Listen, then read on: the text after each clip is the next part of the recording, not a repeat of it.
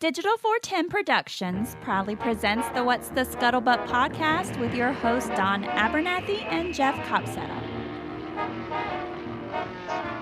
What's going on, everybody, and welcome to another episode of the What's the Scuttlebutt podcast, your favorite World War II based podcast. And it's the final episode for the year 2020. Let's all get a round of applause for that. 2020 is going by the wayside. And it's a very exciting night tonight. This is the first time we've had this many people on the show at one time since the first time Jeff Copsetta and RJ Nevins were both on the show, which was the episode we did after the final production shoot for the Walking Point, the movie. And so welcome, everybody. Welcome, Brandon. Welcome, Jeff. Welcome, RJ Nevins. I'm excited to have everybody here tonight. Yeah, man. It's awesome good to be back. Good to be here. So feels like we've come full circle now. Right? We're getting into it. We're getting big. Don't mind me. I'm not ignoring you guys. I'm just trying to share us to the Facebook live feed so all of our friends can watch us. So we are going to do something very interesting tonight. Jeff and I were trying to think of subject matters that we really haven't covered on this podcast yet. And one of the ideas we came up with is the contribution from animals to the war. And so that's what we're going to do tonight. And everybody here has a specific thing they want to talk about. But first and foremost, how's everybody doing during the finalization of 2020? I'm ready for it to be over. Yeah, 2020 has not been a good year, but it's not been bad. I've had worse, but we're getting through one day at a time. Luckily, I've got two little girls who keep me exhausted, so never a dull moment there. Yeah, man. Same with us. We're hanging in there. Things are good, as good as they can be. I feel like probably doing the same thing everybody else is, just trying to stay safe, trying to stay sane, trying to stay busy, trying to keep working. And yeah. And I'm surrounded by Texans tonight. Holy hell. Yeah, you feel safe. You feel safe, don't you? Yeah, here in cold 61 degrees Florida. I just got done going on a quick run outside. Boy, is it cold. But anyhow, Jeff, I know you've been jumping at the bit to share the story that you wanted to get into tonight. So why don't you go ahead and crack this episode off and get it running, fella? Yeah, absolutely. Well, I wanted to tack on what those guys were talking about 2020. I mean, yeah, it's been really rough. I mean, I bought a classic car. I bought a DPW from World War II. I've got a son on the way. Whoa, wait, what was that last part? What is it? What do they say? 2 negatives and then go with a positive? Right. So you got a son on the way? Yeah. Burying the lead on that. Congratulations. You haven't shared that news with me yet. I don't know if I'm the last one in the loop. Well, I figured this is the best way to do it. Yeah, she's about, 12 weeks or so. But, with the testing that they can do now, they basically are like, yep, that's a boy. So, which is kind of what we were hoping for. So 2 boys, 2 girls. I got the boys as the bookends and stay young. You'll have a basketball team. Yeah, exactly. So that's okay. Nobody cares about basketball anyway. Right. So like Don said, this has been this is a great World War II podcast for a lot of reasons, because we get to cover a really broad range of topics and subjects. We always try to talk about our reenactors, how important they are around the country, around the world, keeping history alive and what we do. So it's always fun to be able to interact that way. So, we've talked about the importance of commemorations and anniversaries. We've talked about battles and different anniversaries, with that. We've gone into reenacting gear and things like that. But we want to talk about animals. I just kind of happened to mention briefly last episode that, there's some strange animals out there that people don't realize played a part in World War II. I think when people think about animals in World War II, I would think they would have, probably the horses. Sure. Germans have to use a lot of horses. Naturally, I know RJ's like, whoa, dude, you're supposed to say dogs, number one. But of course, horses are good. Horse was a very inspirational film. And then maybe somebody with a little bit deeper knowledge would think about, over 1,000 elephants that were used to build the Burma Road. But one unique connection I have with a very unique animal is about 10 years ago, I got a great invite from a guy that was interning where I was working in Parks and Wildlife at the time. And they've got an exotic ranch, about 4,000 acres outside of Falfurrias in South Texas. And there was a particular species of animal there that was threatening to hit the endangered list. So we had to knock him down. And when I got the invite, I'd never even heard of this animal. And I wanted to kind of do some research before we were going to try to hunt this thing. And that's when I came across the scimitar horned oryx. Now, there's basically two species. There's a scimitar horned, and then there's the other one that's a little more popular that people may know as the gemsbok. Gemsbok is kind of a grayish animal with the white, really cool white features on the face and these big straight horns, whereas the scimitar horned is more of just a real white color with like a deer tan around the neck, and then these huge horns that go back and almost touch their rear. And it's kind of, it's rumored that it was the scimitar horned oryx that created the unicorn, the fairy tale critter, the unicorn there. So I don't know how true that is or not, but like I said, reading about it and understanding how hard it was to hunt this animal, and it was, even on a 4,000 acre enclosure, it was a difficult hunt in August. It was a 3-day hunt, got it on that last day. It cost me more to mount the thing than it did to shoot it, fortunately. So how important were scimitar horned oryxes during World War II? Initially they were native to North Africa, Southwest Asia. And now the largest herd is actually here in Texas. There's more scimitar horned oryxes here than anywhere else, which is interesting. I think climate has a lot to do with it. But early parts of World War II, Germany's starting to take over the French North African coast, and they're starting to push westward. And we had something to say about that. So, Monty and the 8th Army helps drive Rommel halfway across Africa. And they were a huge, huge food source, not only for the British Army and the American Army, but also for the Germans. So they were all but wiped out between that and the Civil War in the country of Chad.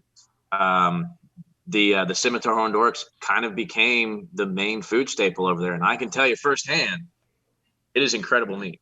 It is really incredible meat. That's one of the things that a lot of people don't take into consideration when reading up on World War II or any war or any conflict for that matter. They think, oh, well, they had K rations, C rations and all that. But let's be honest, when you're on the front line, you're usually the last one to actually get that trickle down to you. And you can only eat so much Spam and crackers and all that when you have a food source of fresh meat like that. And not to mention 3/4 of these guys in the time, they all grew up hunting on farms in the woods anyhow. And so it's probably a little nice to go out on a mission, if you will, to, capture some food instead of trying to kill a human and, just get for momentarily, just get a little bit glimpse of going back to the way it was when you're a kid or before you got over there. And just to have that food, the protein, the energy that comes from the protein of that red meat, that cannot be, underestimated at all.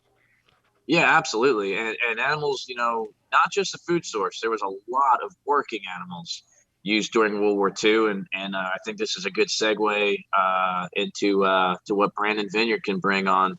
Also a fellow reenactor, really good friend of mine, helped with a project that we're going to talk about here in a minute with RJ. But has, looks like just following him on pictures. He was blowing my phone up when he was up there.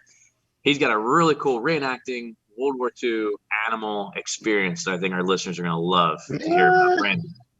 Take it away, Brandon. Yeah. So, with the Tri-State Living History Association, and Don, you interviewed my dad back, I guess it'd be 2 years ago now, when you were down at the museum. So we do the 34th Infantry Division, something that's not really done a lot about. And just last month, we went up in the hills of Pennsylvania, absolutely gorgeous. And we went to a 1,600 acre mule farm.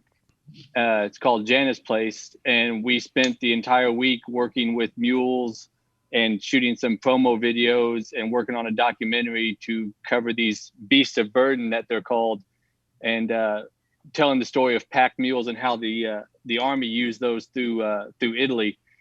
And it was an awesome experience. I've got experience, another country boy working with mules and horses here and there, but it was a great experience. And, you know, these mules, not to take away from the dogs. We all know the dogs did You done ran RJ off.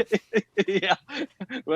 But you know, no one really talks about how important the mules were and what they were used for. I mean, you know, one regiment would need 200 to 300 mules just to keep them adequately supplied through Italy. And of course, you know, coming into the 1940s, you know, mechanized trucks, tanks, Jeeps were all the rave.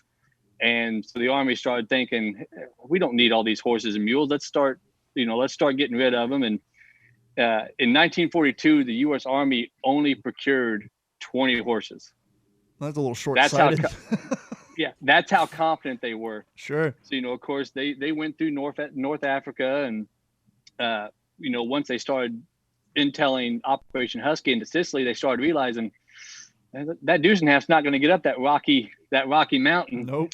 What are we going to do? And so they started going back to horses and mules, and you know, basically, like you said, all these farm boys who grew up hunting, they took them and said, "Oh, you worked with horses? Now you're a mule skinner," which is what they called the guys who worked with them. And it's been a great experience. And I knew nothing about it 4 months ago. And the reason we started doing this, of course, is because our lieutenant, his grandfather went through northern Italy, and he was a mule skinner. And a mule actually saved his life. Wow. They were on a run to run some supplies up, some ammo up to the front lines. And of course, he's on the lead side of the mule, which is the left side. And the Germans started shelling him, and the mule took the blunt of the shrapnel, killed the mule, sadly. But my friend's grandpa survived, and he said that was, you know, we just wanted to start telling the story of these amazing animals, and that's just one story of many. We've been interviewing veterans all over the country for this documentary we're working on, and just about every single one of them will confidently say that if it wasn't for the mules and horses, they wouldn't have gotten the supplies they needed to win the war. And that's why we want to tell it. You know, as Jeff and I have talked many times back at the museum about what stories we want to tell, is everyone wants to tell about the guy pulling the trigger, but no one tells a story about what it takes to get the bullets to that guy pulling the trigger. So it was amazing. We went up there, and Jana and Kenny Zimmer are two of the mule people up there who helped train us, and we got all the packs. We got some amazing reproduction crates. So we learned how to care for the animals, you know, brush them down, load them up, lash all the boxes to them, which was, you know, something interesting. It takes a lot to do that, but these animals are smart.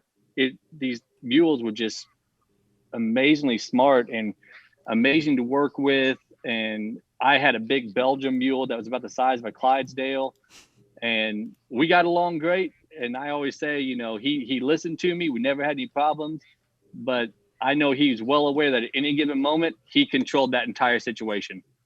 he could have thrown just a little bit of weight and flung me through the woods. So Brandon, let me ask you this. So for other reenactors that listen to this, is this an opportunity that was unique just to the 34th Living History Group, or is this something that other reenactors could also experience? You know, could they call, make a reservation? Is it something that they do for everybody? How's it work? How'd you guys get involved? You know, we got involved. It was crazy. Our lieutenant lives up in Virginia, started researching it and looking around, and he got a hold of one of his police buddies who just bought some land out in this area in Virginia we were in. And he had come across this lady, Jana, who is just amazing. And so Corey called her up, told her, "Hey, look, we want to start doing some videos on YouTube. We're doing a lot of things." And she fell in love with it and got all of her mule friends in the area signed up. So, I mean, people can go out there and ride them, but no, sadly, it's something that's pretty much unique to the Tri-State Living History Association. It's a great relationship we've built with her to come out, and she trusts us with our animals. And, you know, I think we spent about a day and a half training with them before we really got out there and did anything with them. So that's awesome. Well, you know, we had a couple city boys with us who had never been around something that big. That's even more realistic.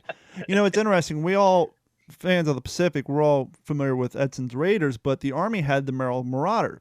And I was recently reading up on that, and I'm in contact with a guy whose father served and grandfather served. I'm trying to procure that interview, but the Merrill's Marauders, they had a group of mule skinners because their whole thing was to be behind the Japanese lines to do sabotage in the background. And because of Burma and all the hills and the mud, they needed a way to move that ammunition around, all the gear, all the artillery pieces. And being a mule skinner is super hard work. Obviously, you're in charge of that particular animal, but after trucking around all day, if you get to a pass that the mule can't get through with the weight, you have to unload the mule, take the mule across the river. You and your other mule skinners have to pick up all that gear, put it on your backs, carry it across, reload up the mule, all the while trying to keep quiet so you're not heard by the enemy. Get to your bivouac for the day. While all the other guys are digging in, you dig in your position. Everybody else is kind of settling down. Now you got to go back, unload the mule again, clean it down, feed it, try to maintain its quiet. And like you were saying, with all those mules, you have all those mules that carry the ammo, then you have 2 more mules that carry all the food that you need to feed the mules. And so just by having them, that makes the logistics of the entire operation that much. And trying to keep those jackasses quiet, that's a lot of time and discipline, and that's hard work.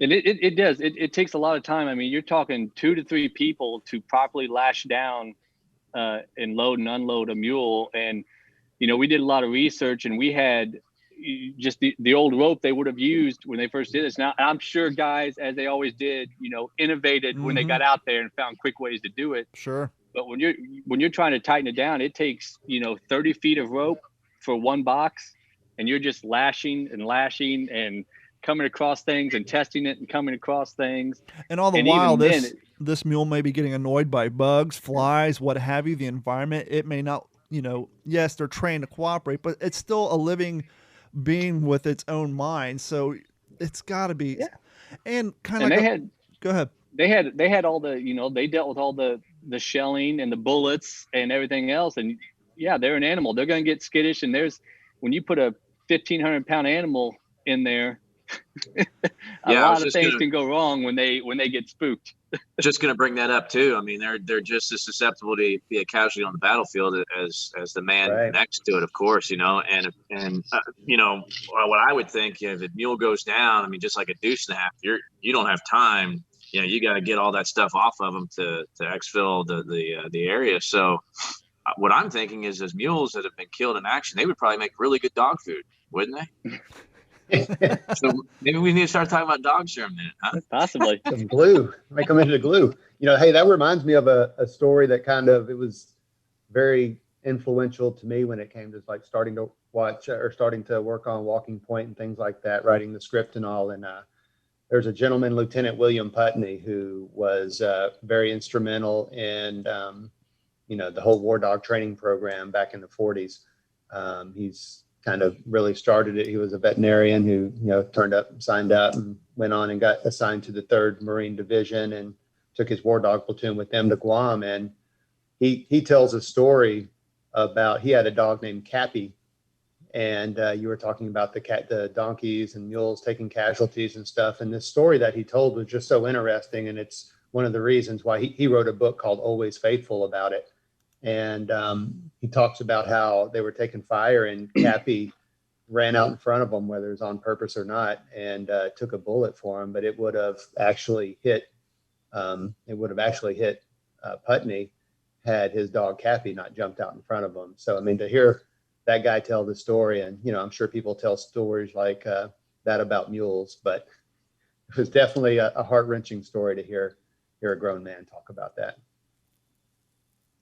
Well, yeah, just to follow up on the death of, as the Germans towards the end of the war started retreating, and of course, as the U.S. always does, we procured a lot of mules from, the Germans and from Italian farmers and stuff. But as they started getting pushed back, the Germans started realizing that we were using their mules against them. And we've read stories of guys who they would leave the mules tied onto the trailers and set the trailers on fire, or just shoot the mules and shoot the horses. And a lot of the vets recall stories, and these farm guys, that was something that really, really hit them hard, was coming across these burned bodies of good animals.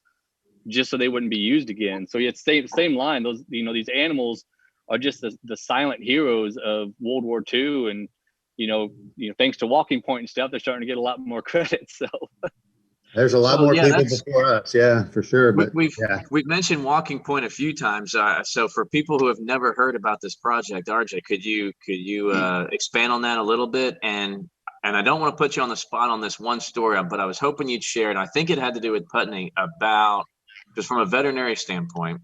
After we talked about where Walking Point was, do you remember the story about the fish and the diet and how it was affecting the dogs in the Pacific?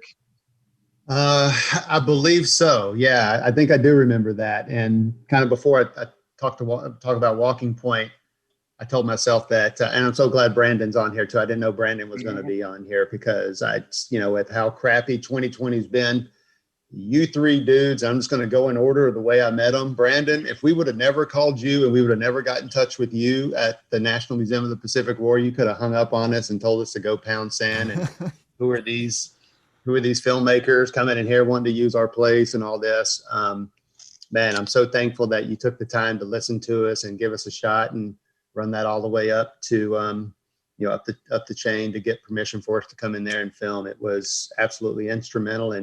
And because of that relationship, that's how we met Jeff.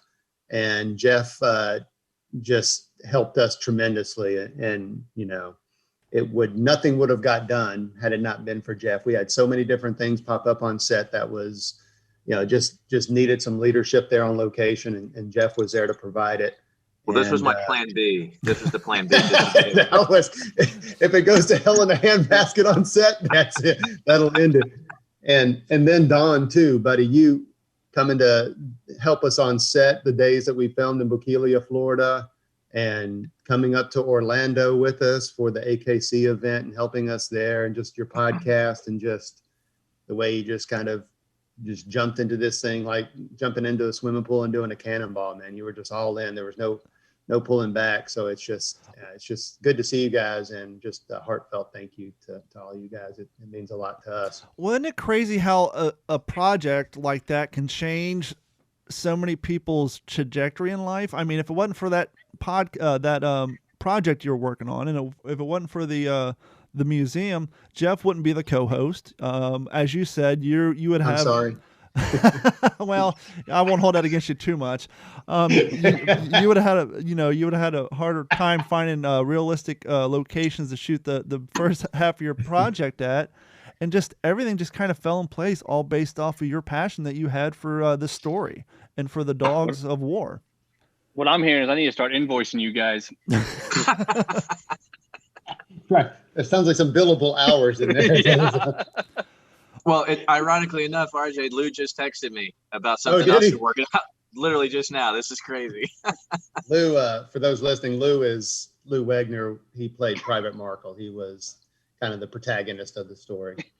But yeah, to go back to your original question, Don, yeah, Walking Point is it's a novel that I wrote. It's a feature film screenplay, and we adapted it into a short film as kind of a proof of concept.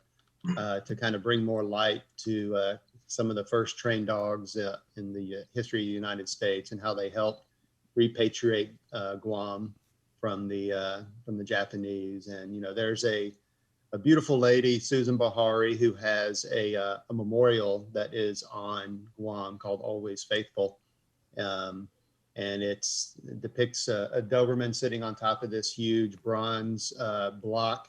And it lists the 25 names of the dogs who actually perished on the island during those, it was less than 3 weeks. I think they were there when they were repatriating it and coming through with the dogs.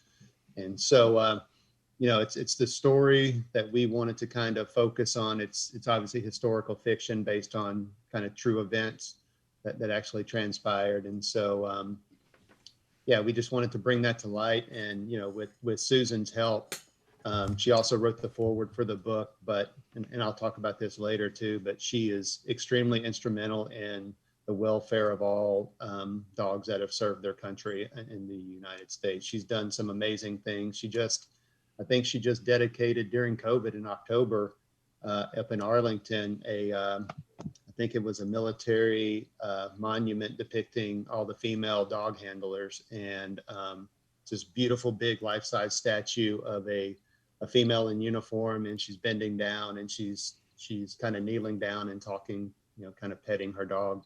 It's amazing. And she's done all those around the country, and she's involved right now in a huge movement to get a national service dog monument up. Just for your listeners, if you want more information on it, I think the website is the National Service Animals Monument.org. And so it's a huge thing that she's trying to pick up. And it's not just honoring dogs, it's horses, it's mules, it's canaries, it's birds. It's an amazing thing. And it's going to be a park-like kind of walk through, and there'll be a monument for each one of these animals and how they serve their country. So now, what was, for those who aren't familiar, what was the key role? What was utilization for the dogs, especially in the Pacific? Their key role was their nose and try to hunt out, encamped or in-placed Japanese soldiers, correct?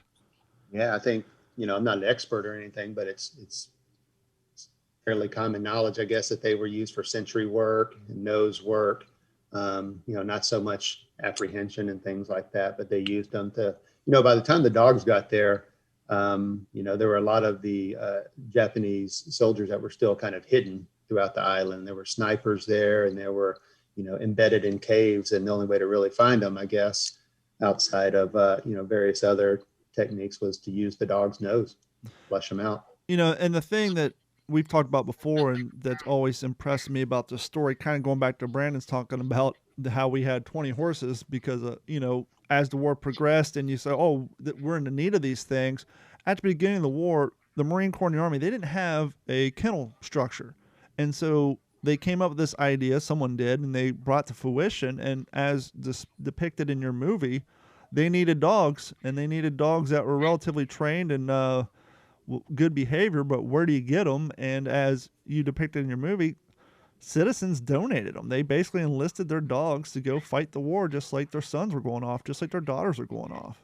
Yeah, man. And I tell people all the time when I'm trying to, explain the story is, the first thing I sometimes say, especially if we're in a pitch meeting or something, we're pitching the idea to somebody that, I just imagine if you had a dog and you all of a sudden, for whatever reasons, what were happening in your life at that point in time, that you wanted to, donate your dog to the war effort, not knowing you would ever see it, knowing that you have children involved and, your wife and family members, you're letting your dog go.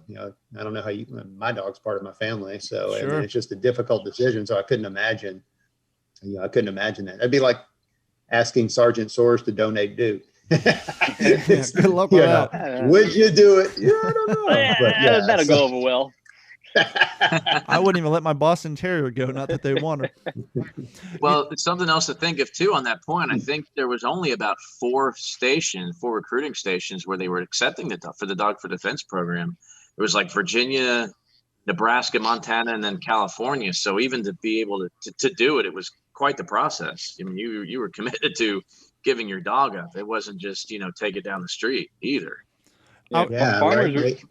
They had volunteer trainers training the dogs. It was an interesting time. It was brand new. So, they were kind of paving the road for everybody else. There is farmers are doing the same thing with the mules. Really? Donating them? Yeah. I mean, it all goes back to the American citizens stepping up back then and doing, between rationing and everything else, making that sacrifice of, one farmer might have a mule that was his moneymaker, and said, hey.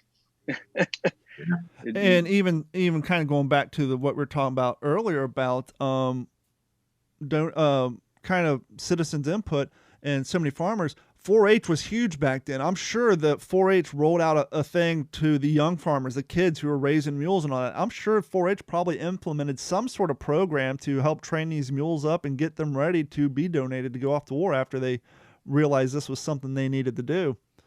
Yeah, possibly. Real quick on the topic of RJ was talking about, in this book, Rising Sun, this is about the Nisi, the American citizens of Japanese descent who served in war.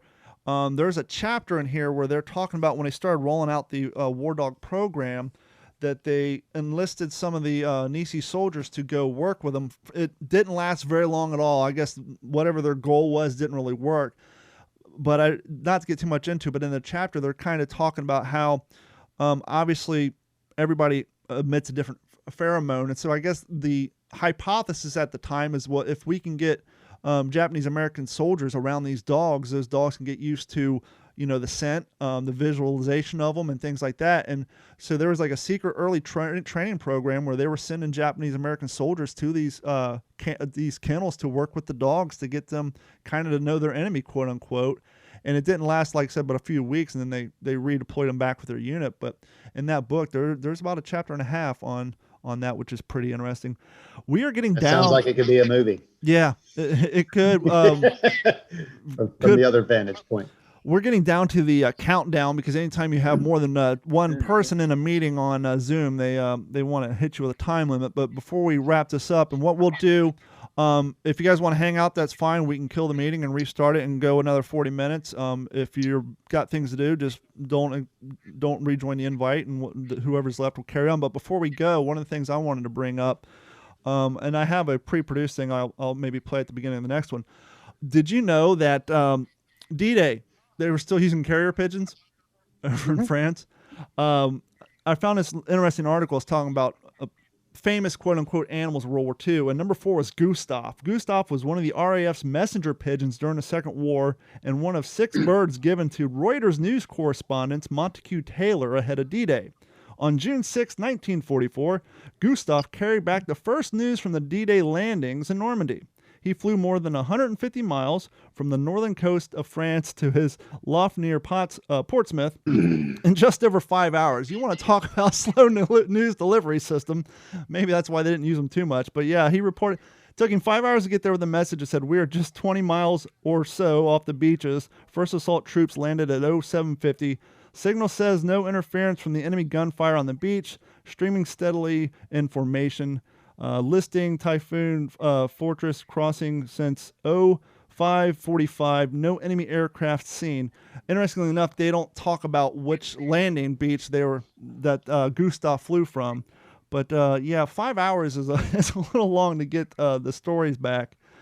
And did they have apprehension pigeons? Oh, I'm sure. Well, nowadays I'm sure they probably had. I bet the Germans had falconers.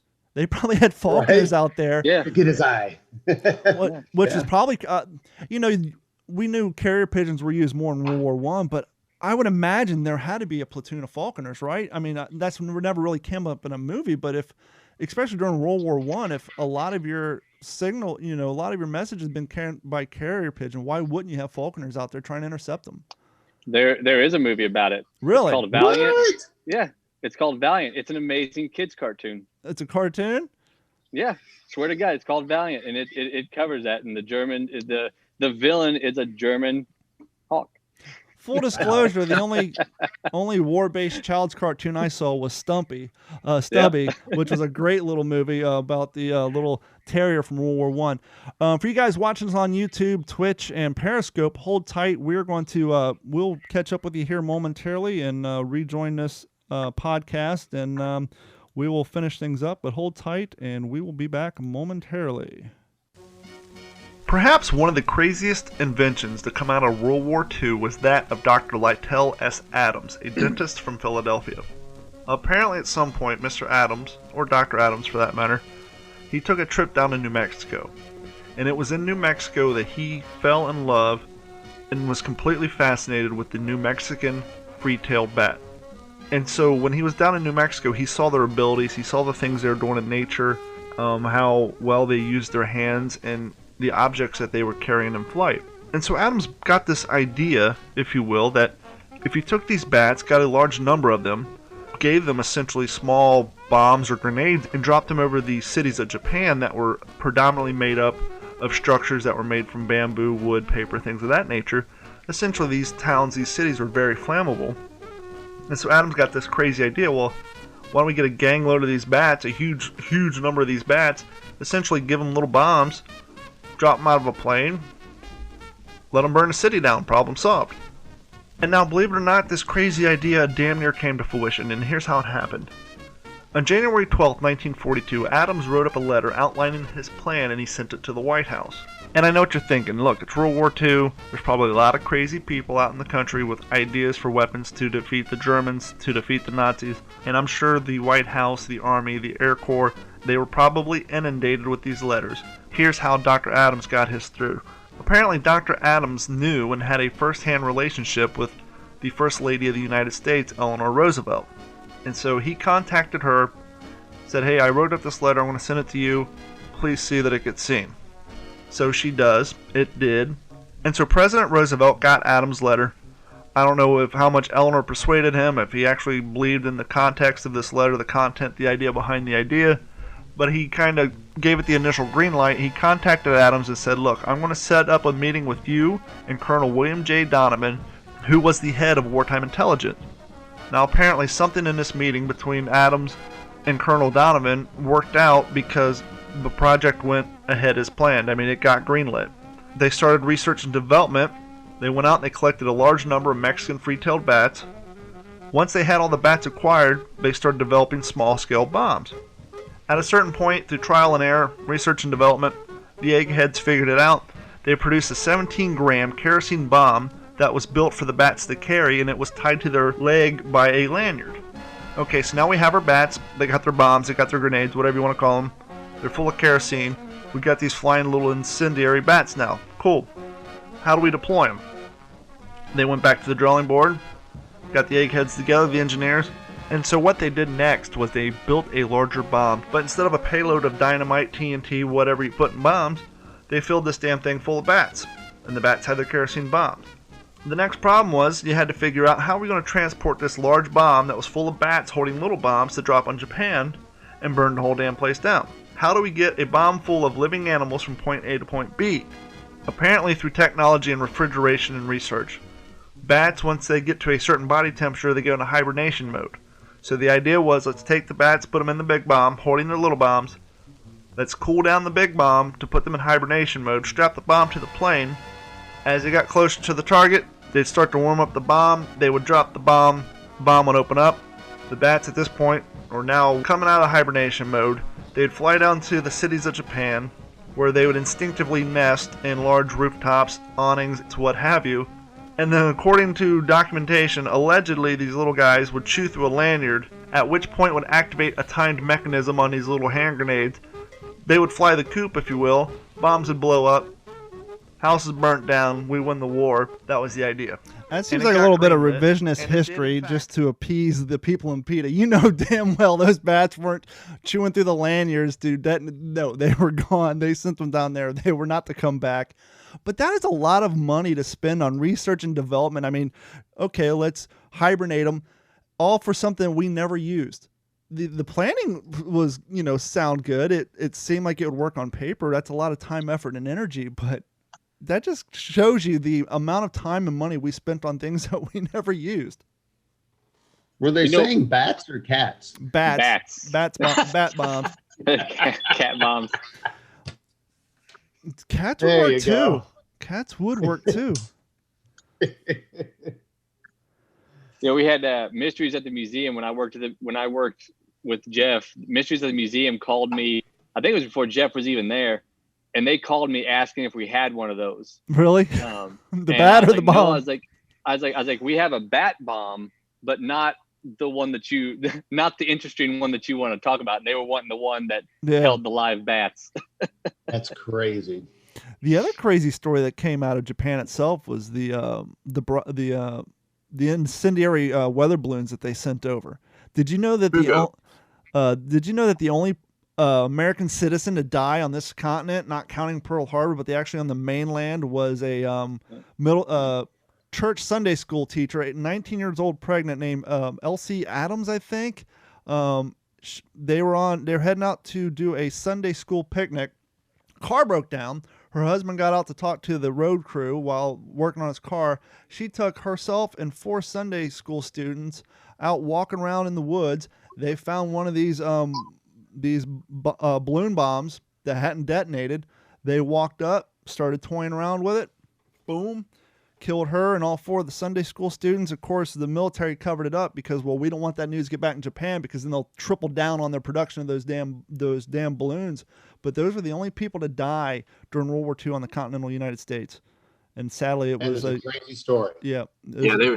They were called Fugo bombs, and they were found even as far east as there was a couple that hit Texas, and I think the furthest east was actually the state of Michigan, where they found a few that hadn't detonated. And the idea behind it was not to necessarily kill people; it was more of a strategic standpoint to set wildfires in the Pacific Northwest. They were an incendiary bomb that were basically to be carried on the jet stream across the Pacific and to knock out the basically that wood supply, from our forests up in the Pacific Northwest. Which is why the first all led both NCO and leadership, the 555th Airborne Regiment, the Triple Nickels, the first all African-American Airborne Division or military division, period. That's why they never got to go over and serve. They said, hey, you guys have all this jump training. Now we're going to give you some firefighting training. And they sent them out west to Oregon to prepare to fight off the fires created by these balloons that never happened. And they created most of the techniques that the smoke jumpers use today. And so that's where the military utilized the first all African-American Airborne Division, the 555th. They actually sent them out to the West Coast because of that. Good piece of history. Well, it makes sense because in 2003, I got deployed 4 months before I went overseas. I got deployed to Missoula, Montana to fight a 27,000 acre wildfire that was threatening the town up there. Not at all was that any kind of training that I would ever use overseas. So it was just a perfect Army military, decision to put somebody up there. It makes absolutely no sense. And it's not going to further your ability to go to war at all, but we did it. I want to steer away from the topic of tonight. We just did 40 minutes on it, which is great. But I didn't get a chance to talk to you about this, Jeff. Now that Brandon's here, you guys both do living history. I have never. I got lucky enough to do one event so far this year, and I'm hoping to do one in January. It's just going to be a straight up tactical on a Boy Scout property. It's like 4 miles long. But anyhow, I was at an event a few months back. And it was the second showing of the day. It was the event that happens at the Florida Train Museum. And it's kind of a cool event. It's more of a mystery dinner theater type thing than it is a historically correct reenactment, because the train actually moves down the 5 miles of the track. And every year the whole gimmick is that you're Nazi-occupied France. You get to the train museum. There's Germans walking around. They got the flags up. They're handing out propaganda. People buy tickets. They get on the train. The German reenactors, their leadership, they do a lot of improvising. They put on a show. As the train goes down, they stop, and there's a skirmish with the airborne. The airborne loses, believe it or not. Then they go down to the end of the track, and then they have a skirmish with the Army. We take over the train. As the train's going back down, there's conversation, arguments with the German hierarchy. Once again, they're putting on the show for the riders. And then when it gets all the way back down to the train museum, there's a skirmish again between the Germans and the Americans, because they want to take their German leadership back. And so we were doing a second show, and I still don't understand how this happened. First and foremost, did you know there was Australian-made M1 Garand receivers? No. Me neither. Apparently, one of my reenactor buddies, he's an older gentleman. He's actually a Vietnam vet, believe it or not, which makes this story a little more sad. He had this thing, and it used to be his son's, and he had some issues with it. My gun jammed up again from a hot round. Every once in a while, I'll get a hot round where my charging handle, my bolt dislodges. The little thumb on the bolt that goes underneath the charging handle? It slams so hard that it dislodges. When that happened, I heard a loud bang. They're trying to say that a round was lodged in the barrel, and because of the blanks are short enough, another one was able to chamber behind it out of battery and still fire. Long story short, and I have a photo I put up on my Instagram page, which blew up. The whole rear end of his receiver, of his M Graham, blew up and hit him in the face. And I still don't know exactly how it happened, but that is probably the most catastrophe of a firearm breakdown I've ever witnessed at an event. And I'll be honest with you, after that happened, because that happened at the end of the train line, when we got back in the trucks and went back down to the museum to do the final skirmish, when I laid down and I put my eye in the back of that rear sight before I pulled that trigger, I was nervous as hell because you just saw somebody whose gun blew up in their face. And I've seen guys burn their hands off their bars because they weren't thinking, that they just fired so many rounds and grabbed the ends. I've seen, people's souls fly off their boots, but I've never seen a gun blow up in someone's face. And it's kind of a reminder of how dangerous this hobby can be at times. Absolutely, especially with the Grands, we got to check those gas plugs. I mean, we've had those become projectiles once or twice, and yeah, I mean, op rods come off. Like you were saying, they just come off the track a little bit. But the biggest thing for folks to remember is you're asking the weapon system to do something that it wasn't exactly intended to do. An 85-year-old weapon system at that. Yeah. Exactly. Yeah. I mean, yeah. What's a blank? It's brass, it's primer, it's powder, but you're adapting the weapon to make it do something that it wouldn't typically do. Yeah. So yeah, and I know even using older weapons, revolvers. A lot of times when you're firing blanks out of a revolver, sometimes you'll have a primer back out, and of course that's catastrophic for a revolver. Mm-hmm. It's not gonna cycle. So sometimes you have to drill out the flash hole, just leave enough of a seat to seat the primer. But for whatever reason, that larger flash hole will lessen that back pressure that pushes that primer out. That will keep that cylinder from turning. So yeah, there's all kinds of ways to get hurt with weapons. That they don't have to have live ammunition in for folks to get hurt, for sure. And I mean, whoever thinks to look for hairline fractures on the receivers when they're cleaning their gun after an event? But that's something we all need to remind ourselves that, we all get complacent. I mean, I've been doing this for 6 or 7 years with the exception of the occasional dislodging of my charging handle from my bolt. I've never really had any big catastrophes like that, but it definitely makes you, oh yeah, need to not get so complacent with what we're doing. Yeah, I've never had a major one in my 17 years of doing this. I think I've never had anything as bad as what you just mentioned happen at an event. But the thing I've come across multiple times is just muzzle awareness, guys getting blasted, especially at tacticals. Someone comes around a corner and spooks and takes it to the hand or the face and gets that powder. But like Jeff said, I've seen those nuts pop off the back of the business end of those M1 Grands a few times. And that's one thing that I think is, it's again that safety officer's job. Well, it's everyone's job, but that safety officer's job to just kind of remind people you've got to keep those things tight, and it's still a dangerous game. Well, luckily for this gentleman, he was wearing his non-air correct glasses. Like I said, he's a Vietnam vet. He actually he was a helicopter pilot. He was a helicopter pilot. He was shot down 3 times, and he avoided capture once. And yeah, his FARB, he actually, right on the outside of his glasses, his whole face was all beat up. We had the ambulance come and look at him. But if he didn't have his glasses on, he probably would have damn near lost an eye. Because even with the glasses, the eye itself still had busted blood vessels and everything else. So it was crazy. RJ, while we have you on here, obviously you've been on the show a few times, and we've talked a lot about your project. But one thing we haven't had the chance to talk to you since COVID happened was a real kind of a kick in the gut to your upcoming independent film festival schedule. But that has not deterred the fine people at all these different film festivals for recognizing your project for what it is. And you guys have been cleaning up in the awards department. Congratulations on that. Yeah, thanks. Thank you. Yeah, we thought 2020 was just going to be the year for Walking Point to make its, debut on the film festival circuit. And we were looking forward to going to all these film festivals. I think in the grand scheme of things, I think, of course, we're very close to the end of our run at this point. We have a couple more that have leaked out into 2021, but those are not until April or May. And nothing really happening in between there since, we've basically been on that 12-month circuit. But I think we were accepted to close to about 30 festivals or so, which is a pretty good ratio. And, some of those we were simply just honored to be official selections, and others we were lucky enough, one of our actors, Josiah Schreiber, won Best Supporting Actor at the Garden State Film Festival, which is a wonderful film festival up in New Jersey.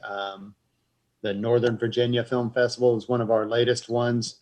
And we were extremely honored there to bring home like the best short film, the film of the year, which beat out all their feature films and their short films, and just a lot of other awards there. So we've just been really lucky. The sucky part is we haven't been able to been there in person to share it with everybody that, you know, helped make this thing. And that's the crappy part about it. And it just sucks because there's so many other people that I know wanted to be a part of those, being a part of those live events, because they are fun. And you know, you meet a lot of great people there. If you're, you know, if you're looking to be in that industry, the entertainment industry, you can always meet people and network.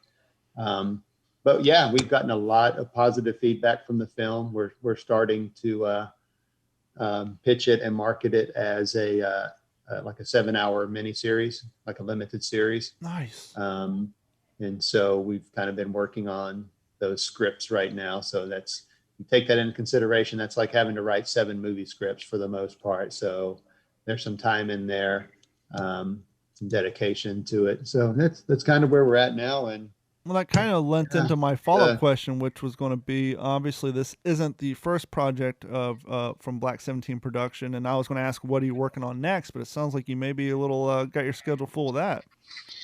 Well, we just actually on D-Day on December 7th, we helped produce a film. It's a World War II film, and kind of fits into this too. I don't even know if you guys know about this, but it's called The Band of Honor. No. And it's about the naval band that was on the USS Arizona when it was attacked during Pearl Harbor. And there's some misconceptions about, you know, did they go man their stations, or what did those band members do? So the documentary, it's a feature documentary. It kind of details the lives of these 20 young men that perished on the Arizona that day, and their activities that day, and who they were. It's a very educational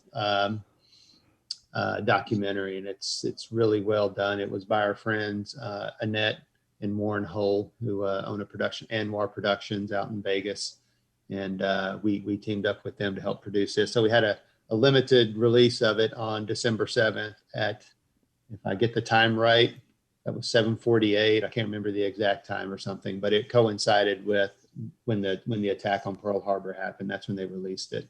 And Jeff and I have talked about this in past episodes. That's the kind of story we need out there, because I got a whole library on my bookshelf. I've done a lot of research, I've never even heard that story. I didn't even know there was a band on the Arizona that went down. And that's the type of stuff, especially guys like us who read a lot. We've seen every production put out on TV. We've seen most of the movies, and we're thirsty.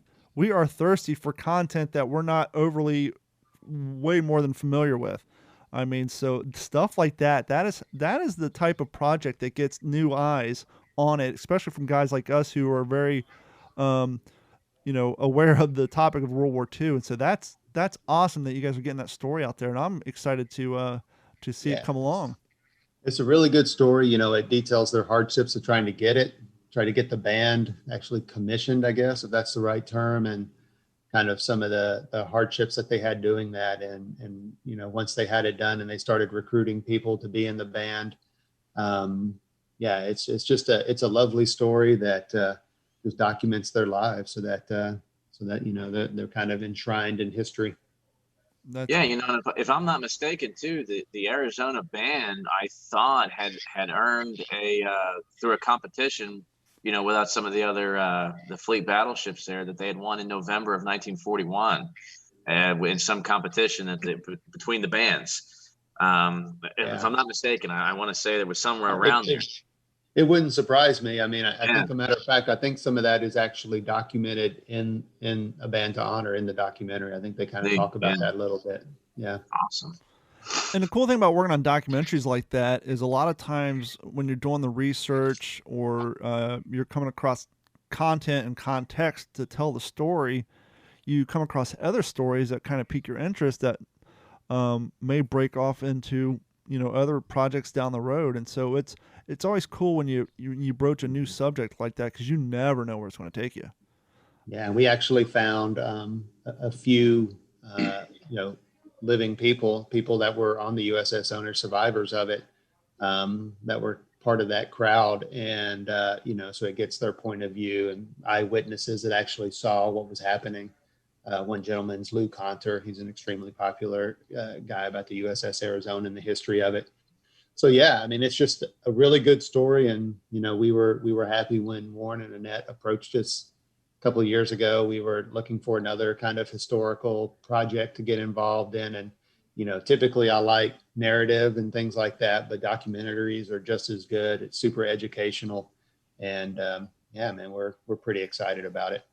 Because it's kind of a story like that a lot of the casual observers of World War II aren't familiar with, is that the whole fictional story of Saving Private Ryan was based off of a paragraph in the book, The Band of Brothers, talking about, I think his name was Ninsky or something like that. He was a person whose brothers were killed. And then obviously we all know the Sullivan brothers, who all went down on the same ship. And that's why the Navy stopped putting all family members on the same ship. But it was a paragraph in the book Band of Brothers that got the brainstorm going for the fictional story of Save It Private Ryan. And so, you know, it's always interesting to see what motivates and what sparks the flame of a cool project.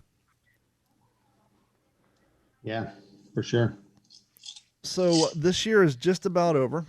And what do you guys, you know, it's interesting because once again, I'm here in Florida, you guys are in Texas, but I think we can all make the argument, no matter where you live, that we live in pretty much the two freest open states in the country right now. But what do you guys have coming up for the holidays? You guys just kind of hiding out at your houses, or you getting together with people? We're kind of doing a reduced Christmas this year because it's just, even here in Florida, we were open, but still, I mean, people are still, you know, we're trying to protect ourselves. Oh yeah, nice. Oh yeah, why not? We're gonna super spread. No, we're kind of, it's just me and Chelsea here. We drove to Nashville a while back, or last week, to see some family and all that. So Chelsea and I will just be here, and our daughter, who has already moved over to Costa Rica, she's coming back on Christmas to spend a couple days, and then she has to go back. So that's pretty much what we're going to do. We're low key. If you can talk about it, was it a career opportunity? Was it education abroad? What took her down there? Oh, so, well, yeah, she was a teacher here. And when she was in college, she studied abroad, and she met a young gentleman over there who's a native Costa Rican, Yoser Sirius. And he swept her off her feet, and he's a teacher over there. And she came back and she was in love, and she came back and told us she was in love. And, you know, they had this long distance relationship for quite some time. And she was set to move over there, I think I don't know, it was right when COVID hit, right? So yeah. Everything kind of pushed her back. Everything got closed down. And then Costa Rica started slowly opening up to travel. And I think they opened up to Texas on October 16th or so, or October 15th. October 16th, she was on a plane and she was out of here. She was through with it. Not only has she got love to go to, but she has love with a view. I mean, you can't compete with that. You can't compete with those beaches and that environment down there. I mean, yeah, it's super pretty over there. She's constantly sending us pictures of the big volcanoes and stuff over there. And so, yeah, we're super excited for her. She's getting married at the beginning of March. And so, you know, it's a destination wedding over there, and we're just excited for her. And yeah, but she has to come back every 90 days. So she's not actually because of the visa. On a visa. Yeah. And then when she gets married, she'll have dual citizenship, I believe. So what about you, Brandon? What do you got going on? Yeah, we're flying out east to see my brother and my cousins, or my niece and nephew, my daughter's cousins. But it's just gonna be us. You know, us few. We're not getting together with the family. My family's still in Southern Illinois, and my mom works with the hospital and everything like that. So we're getting out of the house for a little bit and taking the girls on a trip. They're excited to see their cousins and play and everything like that. So we'll go up there and just hang out. Nothing crazy. And what about you, Jeff? Oh, well, some of it I already did. I had a couple of reenactor buddies that helped me here at the museum here in Burnet. They came out this weekend, and we were shooting our Garands, and then one of the guys brought one of the training rifle grenades for the Garand. Nice. Those are fun. Back at each other. Those are fun. It was too much fun. We had all this live ammo that we took down there. I think we all fired like one end block. We're like, okay, where's all the blanks? Let's shoot this rifle grenade back and forth at each other. So, that's fantastic. But no, yeah. Been there, done that. You know, I'm usually pretty low key on Christmas anyway. We have our little tradition is parents come down Christmas Eve and we watch White Christmas with the kiddos and everything, and that's pretty much it. But as much as we talk about how bad 2020 was, like I said, I think we need to also keep in mind it could have been a whole lot worse, and I think that's one of the things that draws us to history and draws us to this particular time in American history. To me, like I said, what created our identity, what came out of World War II. So, I always kind of see things like that. It's it could be worse. It could be raining. It could be worse. You could be getting shot at, and it could be a whole lot worse than that. So, I think that's just the attitude I think we need to keep in 2021. We got hit a little bit, but we're going to get back up. We're going to continue the march and push on and continue to hit the beach in what we do and keeping history alive.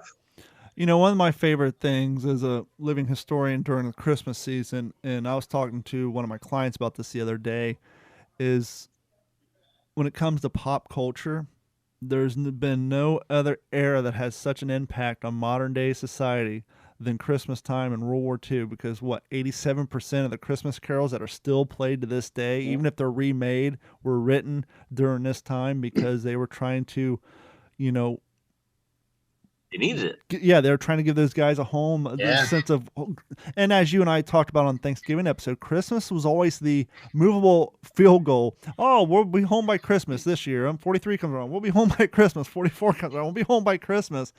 And so, Christmas, I mean, every like I said, even if it's remade by a modern day musician, majority of the songs that we still listen to today were all from that era, and you will never beat that. Someone comes up with a new song and it just doesn't hold up. It just doesn't give you that same feeling.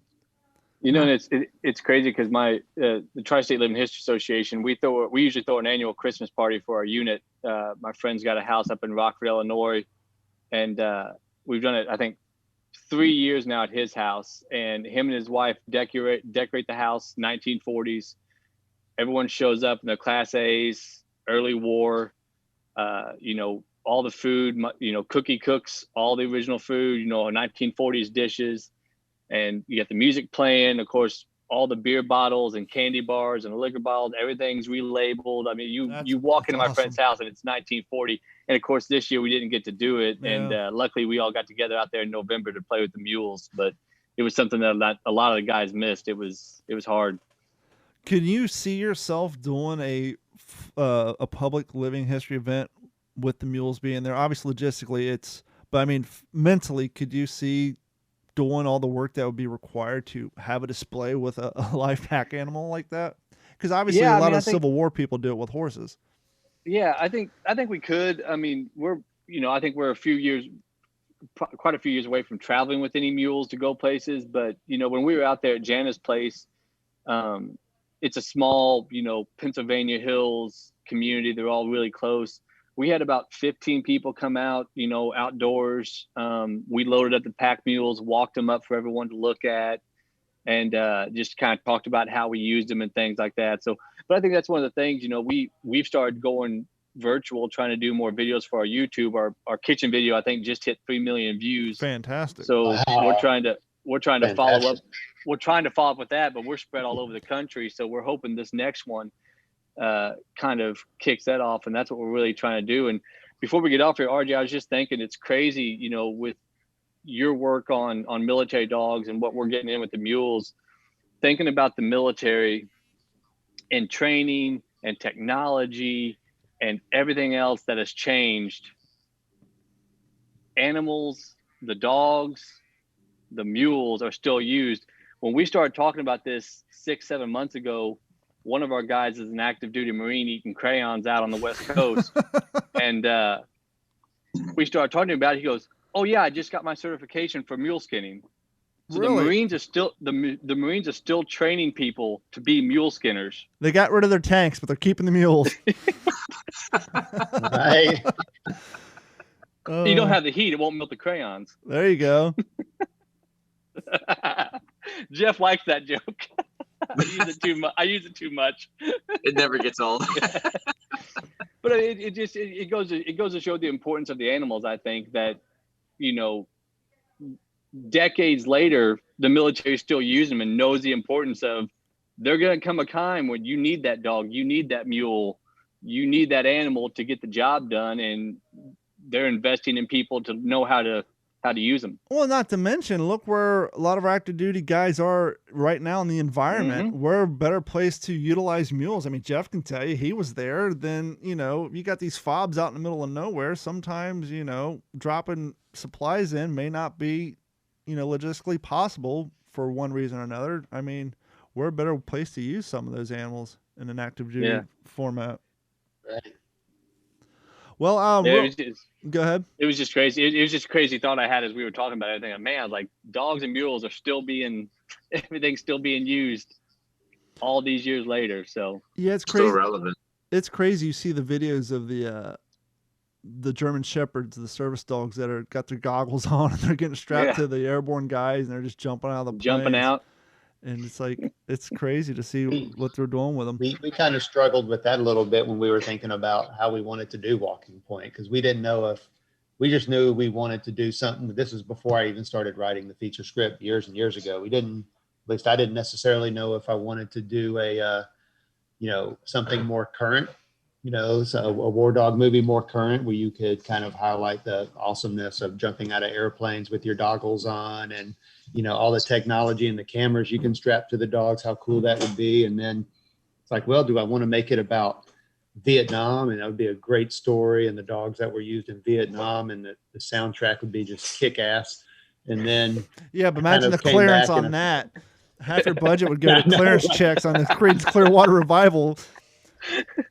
And then I started to I watched a documentary a long time ago called War Dogs of the Pacific, and it was done by this gentleman named Harris Dunn, and it was absolutely phenomenal, and it captivated me listening to these gentlemen that were part of the repatriation of Guam and on Guadalcanal and stuff, and they were just sharing their what happened to them, with their dogs and stuff while they were actually going through Guadalcanal and Guam and all that, and it was a very moving, touching documentary. And at that point, I was like, I kind of wanted to, shuffle and start Walking Point back in World War II, where it kind of all first started, and just to try to keep that piece of history alive. Because, I tried to go interview a lot of these guys, and by the time I got to them, they had passed away. Unfortunately, it's very hard to do that, and I just wanted to memorialize that. So. Yeah, that's one of my only regrets. I wish I would have started this whole project 5 years ago, because it's getting harder. And like I said, I do have an interview in the works. Probably the first week of January, second week, I'll have a veteran on here, but they are definitely getting fewer and fewer and harder to come across. And we are just about out of time. Real quick before we go, this episode of the What's the Scuttlebutt podcast is brought to you by our friends at Computers. Computers has been providing IT solutions for all of Southwest Florida since 2004. Whether you're in Southwest Florida or not, and you have computer issues, as long as you have internet connection, they can help you through their website. Give them a call at 239-283-1120. They can remote in your computer, help with you with all your issues. If you need call them right now. Okay, if you need antivirus protection, two-form authentication, online backup, super important right now with everybody working at home, give them a call at 239-283-1120. I'm waiting for that phone number to come through, because it does, in fact, forward to my cell phone, and they can help you guys right now. Give them a call. And if you guys haven't done so, head over to WTSPWorldWar2.com and click on that Patreon link. It's $1 a month. It helps you go to support this podcast, all the podcasts on the Digital 410 network, as well as the YouTube channel. Thank you guys so much. It's been another year. We started this little podcast back in January of 2018, and we're still going. Thank you, RJ Nevins, for everything you do. Thanks for hanging out. Tonight's kind of like thanks for having me. We kind of got to it earlier. It's kind of like a Walking Point reunion, because that project and your all's museum, Brandon and Jeff, are the reason we're all here together, and it's the reason why we have this friendship. And I still know that one of my favorite podcasts I did was the post-production podcast. And you mentioned Josiah earlier. I know he's personally responsible for like 33 of those downloads. He told me that he went back and listened to that episode so many times, because he enjoyed the friendship that he made with you guys, and he was so touched by that night. And I only knew you guys for 48 hours, and by the time that rolled around, I felt like I'd known you guys for a week. So I can only know how you guys felt working on that project for the length that you did. Well, the 12 bottles of champagne we drank that night probably helped too. Absolutely. Yeah. Everybody's a little bit friendlier. At least 12. Well, you I guys, was talking about me. Just me I'm talking about. we're going to wrap it up. You guys have a Merry Christmas, and thanks to everybody in the audience, and we will talk to you all next year. This has been a Digital 410 production.